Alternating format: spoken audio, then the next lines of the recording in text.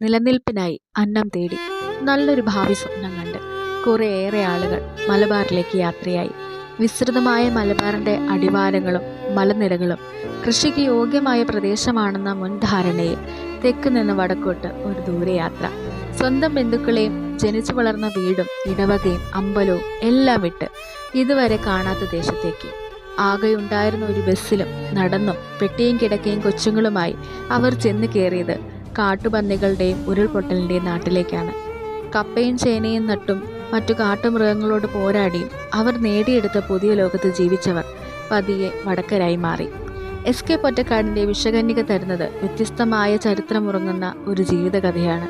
കൂടെ കിടന്നുറങ്ങിയവരെയും ഒപ്പമുണ്ടായിരുന്ന ഉറ്റ സുഹൃത്തുക്കളെയും വീട്ടുകാരെയും ഓരോ ദുരന്തങ്ങൾ കൊണ്ടുപോയപ്പോഴും ഒറ്റയ്ക്കുള്ള അതിജീവനത്തിൻ്റെ നേർചിത്രമാണ് കാണാൻ കഴിയുന്നത്. ഭീകരമായ ജീവിതമായിരുന്നു കുടിയേറ്റക്കാർ അനുഭവിക്കേണ്ടി വന്നത്. സ്വന്തം മക്കളെയും ഭർത്താവിനെയും കൃഷിയിടങ്ങളെയും നോക്കി നടത്തിയ ചേട്ടത്തിയുടെ കഥാപാത്രം തികഞ്ഞ സ്ത്രീ ശാക്തീകരണത്തിൻ്റെ നേർചിത്രമായി തോന്നി. അങ്ങനെ എത്ര സ്ത്രീകൾ, പുരുഷന്മാർ, കുഞ്ഞുങ്ങൾ സ്വർണം കൊയ്യാൻ പോയ ഭൂമിക്ക് ഇപ്പോഴും പരീക്ഷണം തുടരുകയാണ്. വയനാടിൻ്റെ മേഖലകളിൽ ഉണ്ടായ പോലെയുള്ള ഉരുൾപൊട്ടലിനെയും പ്രകൃതി ദുരന്തങ്ങളെ നേരിട്ടാണ് അവർ അവിടെ ഒരു പുതിയ ലോകമുണ്ടാക്കിയതെങ്കിൽ ഇതിനെയും അതിജീവിക്കാൻ അവർക്കാവും.